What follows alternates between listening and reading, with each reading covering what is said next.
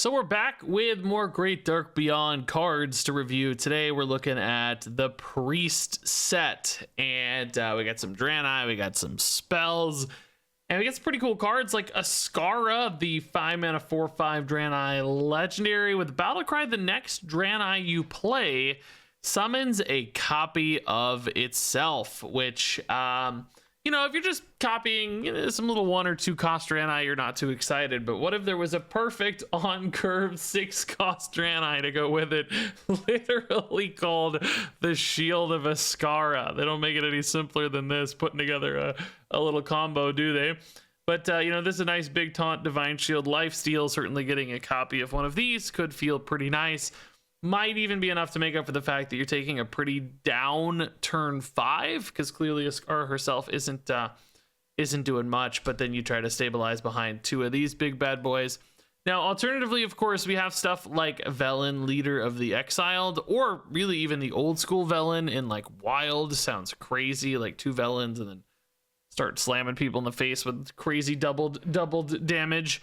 But this Velen's also pretty insane to get a copy of. Not only is that just 2 7/7 taunt bodies, which is still pretty nice, but, you know, this Death Rattle could be insane if you're playing a full-on DRAENEI build, especially because it even copies Askara's Battlecry, right? So the next DRAENEI you played again after that, maybe you generated another Velen and do it all again and just create some absolutely silly sorts of chains.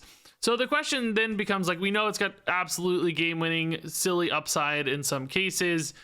Can you sacrifice this down turn 5? I think so. I think there's probably a Priest build that exists that plays defensively enough, that's alive enough to kind of take a risk on turn 5. Plus, we've just seen some DRAENEI that can support this, you know, give this some extra health and rush, and then you're trading in a little bit still on your turn 5. You're not sacrificing altogether your reactivity side of things, and then you still have the absolute upside. Sometimes you take that for Shield of Askara because you're playing an aggro deck and you think this is enough to stabilize, and I think this will actually be enough to stabilize if you hit that 1-2 punch.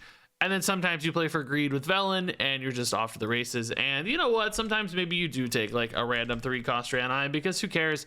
You're just trying to get some plays moving, and you don't have to hit home runs always. But the home runs exist for this card, which is why I think seeing a kind of greedy, control-oriented DRAENEI Priest build is a real possibility, because this does offer some crazy big greed upside. So moving on to the shield itself, clearly a great follow-up to Askara. I think that is going to be a big, meaningful play. That is a lot of health and a lot of annoyance to work through. The lifesteal is enormous as well against board-based decks.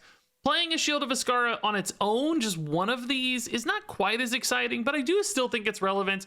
Even looking at examples like the Razzler Dazzler boards of all the crazy wide boards that can exist by turn 6, like, this is still annoying. Like, this could still very easily, like, 3 for 1 against those sort of boards. Even if it doesn't perfectly clean things up, you could still envision this like healing for 12 and slowing them down, keeping you alive into a board clear or whatever. So I think it's just good enough to play on its own. Not amazing, but good enough. And then, of course, has the upside for stuff like Askara, where it becomes really big at swinging. It just shuts down aggro decks, because suddenly they have like a bunch of 1/1s that need to trade through this, and you just heal for 1 billion and the game is over. So pretty okay on its own, really good in those specific scenarios. So next up here is Cure the Light Beyond, a new 3-mana 3/3 legendary Naru with Spellburst. Summon a random 3-cost minion, and holy spells don't remove this Spellburst, which means, you know, if you're playing a lot of holy spells with this, you can get a pretty solid board. We are also going to see some holy spells. There's Lightspeed, Orbital Halo, and Divine Star. Do note these are all 2 mana. That's important, but the Orbital Halo can be reduced to 0 if you play an adjacent card the same turn. So, like, you know, if you had a dream hand that's like Cure the Light Beyond, Orbital Halo, you could go on turn 3 and get a couple extra bodies and, you know, buff them each. Well, 2 of them +2/+1 with Divine Shield. Like, that sort of thing is possible. Very unlikely to have that sort of hand. Frankly, pretty unlikely to even have one Orbital Halo at 0 that early in a game. Just things, it's going to be hard to get cards next to each other reliably. So most of the time, the new holy spells I think we should consider pretty much 2 mana commitments. And if you look at the current pool for Priest Holy Spells, there is a couple 1-cost cards like Flash of Light, I think, and Holy Smite, but not like any 0 or really even that many good 1-cost Holy Spells. So in other words, just based on the pool we have now, especially, it feels like it's going to take a notable mana commitment to really get a good payoff for Cure. Do keep in mind, things like coin can still be relevant because you can play like Cure, Holy Spell, and then finish on a coin or whatever other just random 0-cost spell or thing, right? Like we're going to see a 0-cost spell here with Gravity Lapse, not a Holy Spell, but if you finish on Gravity Lapse, potentially could be worth it. That said, Gravity Lapse might nerf your board because it's making their stats worse on average, so not the ideal, but you get the point. 0-cost cards can be relevant if you just feel like you're done with the Spellburst anyway. Finish on one and call it quits there because you assume your opponent's going to remove the Cure. So in essence, what I'm saying is this is a card that probably isn't good until like mid-game turns. This is not something you play on turn 3 and pop off right away. Possible technically with Orbital Halo, but very unlikely, very uncommon. Usually you're probably looking at like a turn 5, 6, 7 where you have enough stuff and fuel to pump into the Cure. And at that stage, a bunch of random 3-drops is just not going to be competitive, I don't think. On average, the 3-drops just aren't that many stats, especially in the mid game, but then you're going to get stuff that has terrible stats with like battle cries or synergies that you don't care about.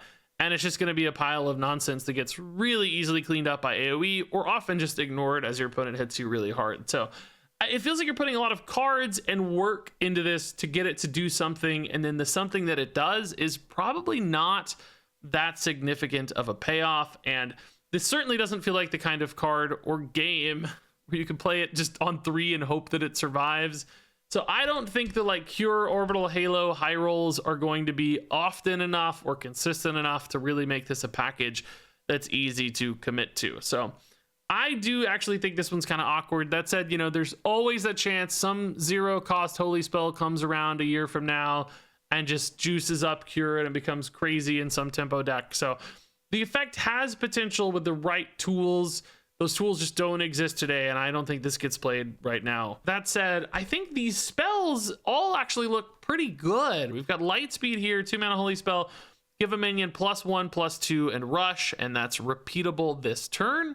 So, this offers stat buffs on early minions sometimes. That can be great. Just play a 1-drop, start buffing it up. We've seen that before with like, is it Creation Protocol? No, the other one, Power Chord Synchronize, like obviously you're usually playing Power Chord Synchronize for the copy, but sometimes that early buff on a 1-drop can just feel great in more tempo-based matchups. So, that can be good. The Rush aspect certainly can be great to give you a little bit of reactivity. And then there's mana flexibility here as well. You can use this to essentially fill out a turn or maybe even like push for lethal. I got 10 mana. I need 5 damage. Let's go, right? So I like that this card does 3-in-1. Stats early, reactivity with Rush, mana flexibility. I think that makes this pretty interesting. Now, not every deck's going to need a card like this. Obviously, if they're not playing enough early minions or don't care about tempo, like a Control Priest probably doesn't really need this card. The Rush aspect's probably not enough to really make it worth that deck slot. But I do think this card just has a number of different angles, and that usually gives it something to hook into a deck or a plan rather well. As soon as cost discounts come along, like maybe you can start looking at Lightspeed and Cure together. Radiant Elementals were talked about in the reveal for this. I guess Blizzard has said Radiant Elementals not going to be a problem according to what I read and saw. So maybe there's a nerf coming to Radiant Elemental. Not relevant in standard anyway, but for like wild players, this may not be able to go infinite or something. Maybe they'll add not less than 1 to Radiant Elemental, as they've done with other sorts of cards. So anyway, this card doesn't have an obvious clear path to a deck right now, but I think it just does a lot of good stuff. So next up here is Orbital Halo we talked about. So yeah, talking about that Orbital Halo, 2-mana Holy Spell, give a minion +2/+1 Divine Shield, cost 0 if you played an adjacent card this turn. Like clearly for 0, this is a really efficient buff in the early game. Like play a 1-drop, play a 2-drop, play an Orbital Halo, you're off to the races. That is a potential monster board early. It's also sticky thanks to this Divine Shield, aggressive thanks to these stats. I think aggro decks that are minion based will definitely value something like Orbital Halo. Frankly, I think spending 2 on this sometimes will feel fine. Just get a 1-drop down, play that Orbital Halo, trade into your opponent's 1-drop, you're way ahead already and feeling pretty good. So the fact that this offers some really efficient upside is nice, but maybe not even bad at a floor. Now that said, the decks that use this are probably going to have enough stuff that you can dump early to make this worth it. So pretty narrow focus on this. I think it has to be a minion-based aggro deck. Nobody else really cares about this. I don't really think this is enough of an enabler for Cure like we talked about to make Cure a deck. So very, very focused, but still a very high output card in those scenarios. Could be so swingy early that it just allows you to completely run away with games. Moving on to Divine Star. I think this is a pretty good little holy spell too. Deal 3 damage to a minion and give a random minion in your hand plus 3 health. I think, 2 mana, deal 3, clean something up and gain some upside. That plus 3 health, particularly hitting like a 3-drop early, could be an enormous difference maker. Or just hitting a Shield of Ascara, giving this some extra health and then, copying that with Ascara. Suddenly hand buffs become pretty interesting when Ascara is doubling those DRAENEIs and giving you extra copies of them. So that's actually pretty sweet. Like, hey man, this is a much more annoying 3/11 now, even harder to deal with. So pretty good, even if it's not really a relevant health buff, just because sometimes you need these little 2 mana clears early to stabilize, and then the upside here is not like enormous, but still noteworthy. I think still significant. All right, so moving on to Gravity Lapse. 0 mana, set every minion's attack and health to the lower of the 2. Now do keep in mind this is only board. That every does not mean hand and deck. So theoretically like a little debuff, maybe kind of a light bomb enabler. I think using this card defensively though is a pretty shaky premise. Like most cards have fairly symmetrical stats anyway, so most of the time you're not going to be doing much. It's not like you're going to be turning 5/1s into 1/1s and like saving a bunch of health because of that. It is also, theoretically a really cheap Spellburst activator. We have a lot of Spellburst stuff. That said, Priest doesn't look to be leaning super hard into the Spellburst angle other than Cure, and this isn't ideal for Cure like we said. So a little shaky on that premise. Now the one use case for Gravity Lapse I think is automatons. We got Astral automatons and Priest, which have had varying degrees of success. But if this works the way I think it does with automatons, and I mean, maybe you guys will challenge me on this, but I think it works this way. With automatons, right, this is an aura effect. It has +1/+1. It just has it. It's just updating in real time. So if you have like +3/+3 on these, and it's a 4/5, if you use Gravity Lapse, it's going to set the Astral Automaton to 4/4, right? And that's going to like lock in that stat. It's going to set it. But then the Automaton's aura is going to update immediately because it's a real-time aura. And I think it will immediately go to 7/7. We've seen this with like cards that flip stats and stuff in the past. I think it should work that way, which means this could be a pretty crazy like 0-cost Bloodlust for an Astral Automaton deck, or even better than Bloodlust, right? Because if you've got like one Automaton that's buffed by like 7/7 or something, and it's like an 8/9 or whatever, if you set it to an 8/8, it should gain 7/7 in stats, right? And then you've done like, this is 0 mana +7 on the attack of the Automaton. So if it works that way, this could be a like sneaky surprise lethal sort of card for an Automaton deck. Now Automaton Priest is not, a meta deck right now, but does giving it a tool like this, if it works the way I think it does, make it a meta deck? I don't think probably, but it's still pretty interesting. I've played some Automaton in the past. We have like 1 or 2 Automatons sticking and you're kind of close to getting there, but need a little extra push. And maybe this does that. I don't know. Maybe it doesn't work that way.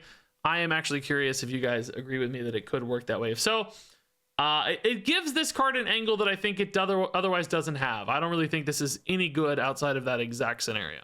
Moving on to the Overzealous Healer. This is a 1 mana 3/3 DRAENEI with Death Rattle.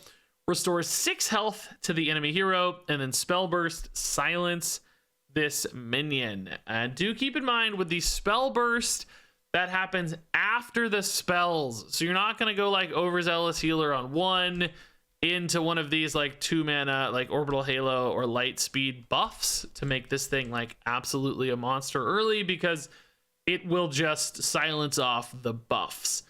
Now that said, you could Overzealous Healer on one and then Divine Star on two and then start buffing it, right? Like, once that silence is activated, Spellburst is a one-time thing. So, it is still, if it's sticky enough, it is still a nice sticky body to potentially play for later. And ideally, you want to silence it so you're not healing the opponent, right? It's kind of a zombie chow-esque giant body for one that allows you to get rid of the zombie chow downside of the death rattle itself. So that could make this both an aggressive card because, like, hey, I'm going to silence this off anyway. I'm not really going to heal them.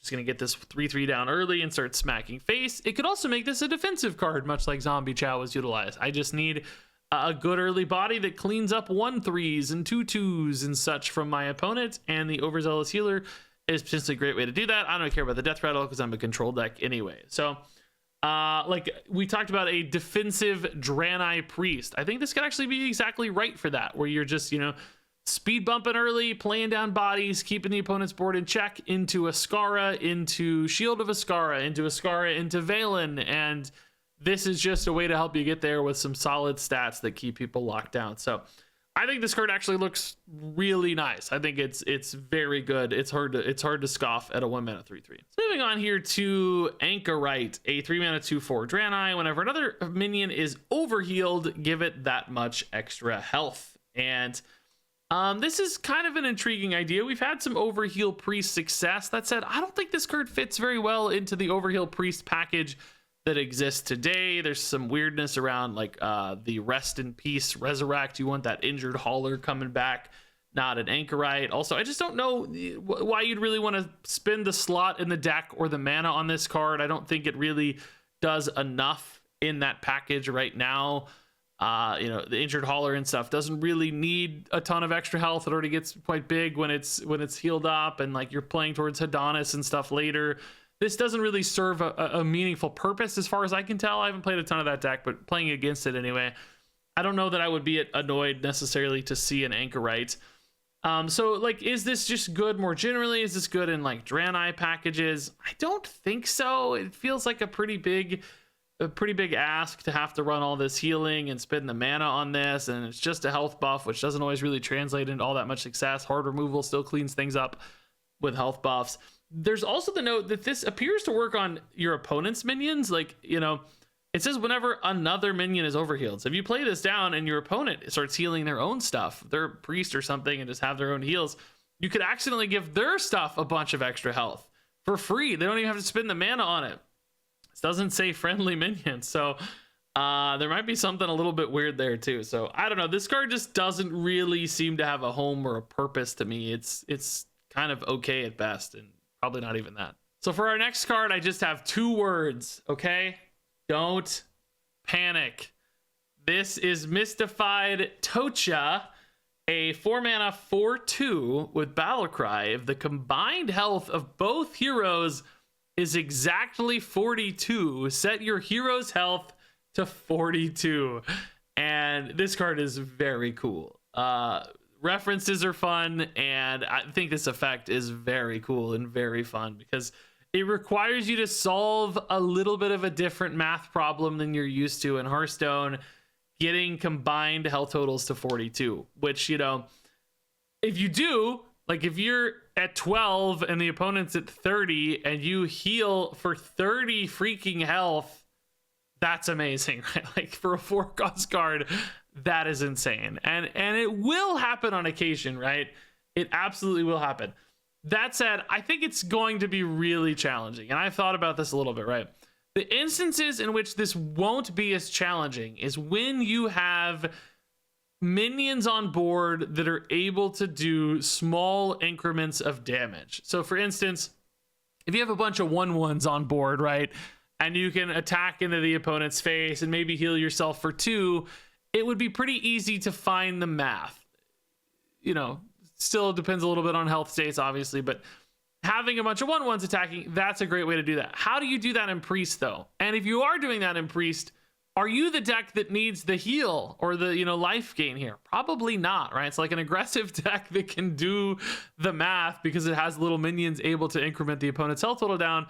they probably don't need this big of a heal, right? Now, alternatively, when you're on the back foot, like you're the control deck and you don't have a lot of minions that are able to attack face, and it's hard for you to set their values in those little tiny increments, it's harder for you to set your own health total in those increments. Particularly because, like, you know, how you healing for one usually? It's usually bigger chunks, 2 on your hero power. Spells are going to heal for even bigger chunks.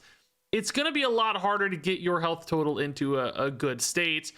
Also, you know, if you're controlled, like, the opponent's health will very often be at 30, which means you need to be at exactly 12, which, you know, if they've pushed you below 12, it's easy to get up to 12. But if you're above 12 still, it can be hard to get down to 12. There are obviously some cards in Priest that have self-damage effects, but do you want to run those in that kind of package? So who's running this and how often is it hitting? I think it's weird for most decks to run this because it's not going to hit in control decks. Aggro decks easier to hit, but why do you care about this, right? So it's just a fit problem. If you actually wanted to be able to, like, control the levers on both sides, in other words, gain health and lose health for yourself, that is a weird deck, and I don't know what that deck looks like. So as much as I love the Mystified Tocha, as much as I'm going to play this because it looks crazy fun and silly and it's game winning when it happens sometimes, I do think this one's going to be rather awkward to pull off, both in game but also from a deck building standpoint. Like, who actually wants this card? And then next up here, we had one leftover neutral card got revealed yesterday, the Ethereal Oracle, 3 mana, 2/3, spell damage +1, and Spellburst, draw 2 spells. And I think this is pretty good. Like, it's just a card draw on a body. It's immediate card draw as long as you have the Spellburst, which will not be a problem for decks that run this. And it's got this spell damage upside too, man. Like, this is kind of like in a pinch. I'm getting ready to kill you, man. I'm gonna throw this down. I'm gonna play some chalices for some damage, and I'm gonna try to draw into more stuff that's lethal, or, you know, just use this as a little way to help clean up your board with some chalices. And chalice is the easiest example here because it's like cheap and benefits from spell damage a bunch. But I think a lot of decks could just weave this in. I think this is surprisingly great for a neutral card. It's got a lot going on. A body, draw, and spell damage are all big upsides on this one. So that wraps it up for the cards today. Let's rate these all from 1 to 5 stars.